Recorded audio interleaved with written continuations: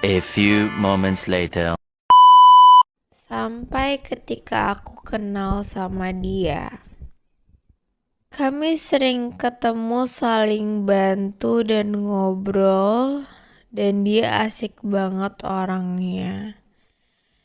Dia suka ngebercandain aku, ngajak istirahat bareng, terus kami juga beda jauh, jadi nggak mungkin deh kayaknya kalau dia suka sama aku.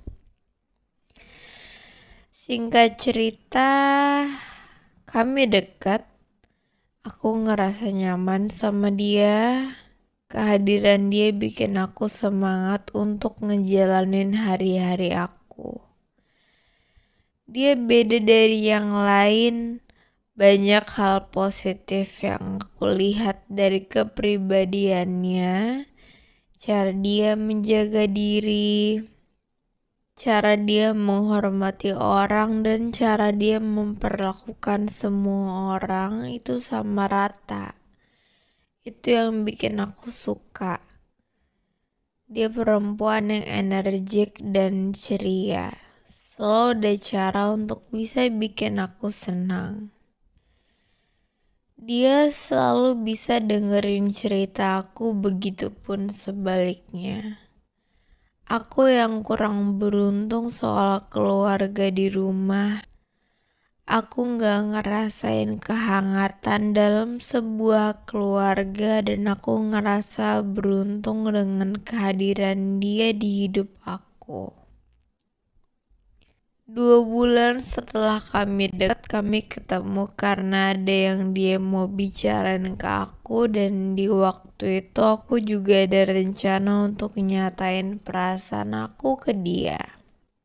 Dan pas banget ternyata dia juga suka sama aku. Dia bilang kalau dia nyaman kalau lagi sama aku. Akhirnya kami memutuskan untuk menjalani sebuah relationship. Dia first love aku. Hari-hariku semakin berwarna setelah sama dia. Aku punya rumah kedua berupa manusia. Iya, dia rumahku. She's my most beautiful woman. Aku gak kesepian lagi. Kami sering ketemu ke tempat-tempat yang kami mau. Jogging date, basket date, pantai date, train date. Pokoknya banyak hal-hal yang kami lakuin bareng-bareng.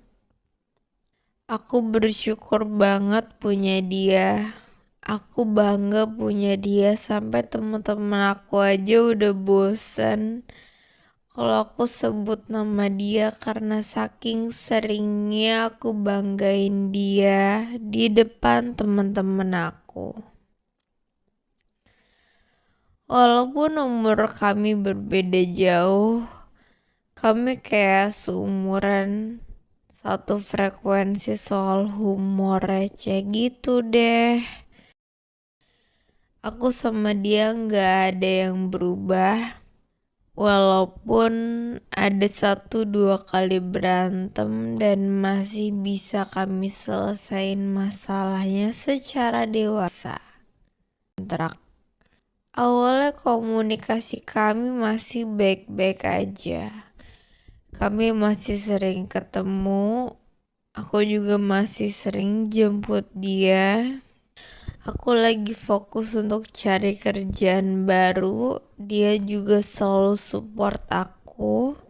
Gak lama setelah aku keluar dari kerjaan, ayah dan bundaku resmi bercerai. Di waktu itu yang aku punya cuma dia. Aku ngerasa cuma dia tempat untuk aku pulang pada saat itu. Jujur aku sedih.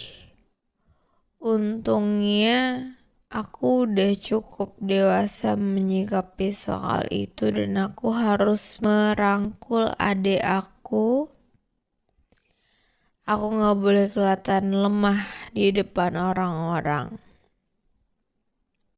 Temu.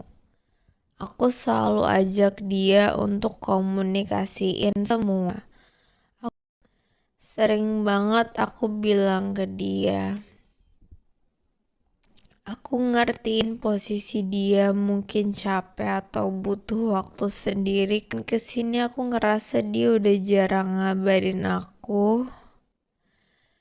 Chatan kami juga semakin singkat sampai dari tahap dia sakit tapi dia gak ngabarin aku. Kamu bisa ngebayangin gak orang yang kamu sayang, pacar kamu, dia sakit tapi gak ngabarin dan gak ngasih tahu. Sampai akhirnya aku tahu karena dia bikin status di rumah sakit tanpa ngabarin atau chat apa-apa ke aku. Aku ngerasa ngegain, aku ngerasa dia gak butuh aku. Aku telepon, chat, gak diangkat. Sakit banget rasanya waktu itu dia berubah. 1-2 bulan dia masih sama, gak tahu kenapa sikapnya berubah banget. Aku merasa komunikasi kami udah gak baik dan penglihatan tentang suatu hubungan udah berbeda. Aku udah cukup sabar. Aku rasa di sini cuma aku yang mau memperjuangin hubungan ini. Cuma aku yang mau ngeluarin effort di hubungan ini. Semua hilang gitu aja. Sekarang dia juga berubah dan setelah aku pikir-pikir aku gak bisa kayak gini terus. Kayaknya emang udah gak bisa diperjuangin, udah masuk toxic relationship. Karena dalam hal komunikasi aja udah jelek banget. Akhirnya kami ketemu dan aku omongin semuanya ke dia. Aku bilang kalau udah gak bisa ngelanjutin hubungan ini karena aku udah capek. Dan dia bilang kalau udah bosan sama aku, dia udah gak ada perasaan ke aku. Aku udah duga juga sih, dengernya juga udah gak kaget. Ya walaupun kami udah gak bisa sama-sama, aku maunya nyelesain hubungan dengan komunikasi langsung. Kami mulai baik-baik dan selesai juga harus baik-baik. Kami cukup dewasa pada saat itu untuk berani ngomongin dan ngungkapin perasaan masing-masing. Tapi tetap aja mau putusnya baik-baik juga tetap sakit gak sih? Setidaknya aku lega, gak ada lagi yang dipendam. Aku udah omongin baik-baik ke dia semuanya. Ini tadi aku habis Pada akhirnya aku sama dia emang gak bisa sama-sama lagi. Kami kurang komunikasi, padahal kan kalau bosan bisa diatasi dengan ketemu ya. Ngelakuin hal-hal positif di suatu hubungan yang akan ngebuat hubungan itu gak flat. Tapi semudah kejadian gak bisa diubah lagi. Cinta gak harus memiliki kan Cinta gak harus selalu bareng. Cinta juga gak selalu memaksakan. Aku cinta banget sama dia. Aku sayang tapi aku ikhlas ngelihat dia bahagia walaupun bukan aku bahagia. bener-bener dingin. Jahat. Mungkin akunya aja yang berlebihan mencintainya. Dingin sekali guys, Ikhlas dingin. bisa dibilang aku udah move on. Aku bangga sama diriku sendiri bisa lewatin ini semua. ngelakuin hal-hal yang lebih positif setiap hari. Awal-awal aku hancur banget, Mas narek semuanya kancamu mikir hilang gitu aja. kabut lo kancamu. Bahagia aku hilang. Mas no kancamu mikir lo. Untungnya aku masih cukup Kancamu mikir waras untuk ngelewatin ini semua. Kancamu diajar Haha. iki. Dulure Dan hukum. alhamdulillah sekarang aku udah tenang. Mas no awake. Aku bisa Aduh, lebih konco, Rek. jauh mencintai Kancamu keluar, diriku kancamu, sendiri Rek. sampai aku akhirnya sadar cinta emang harus diperjuangkan, tapi alangkah lebih indah lagi jika bisa mengikhlaskannya untuk dia melangkah sejauh mungkin demi mendapatkan kebahagiaannya.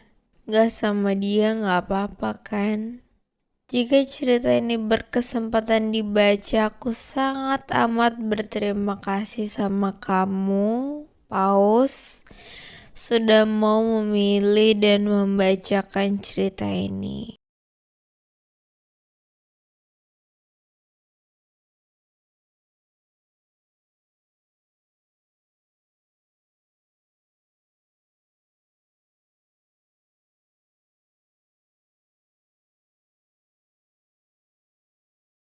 Sama empus. Dia perempuan ya, nggak laki-laki, tapi mukanya kayak laki-laki. Anjir aku ketok. Nggak apa-apa. Bombastik Berat guys. Aduh, injak pinggang.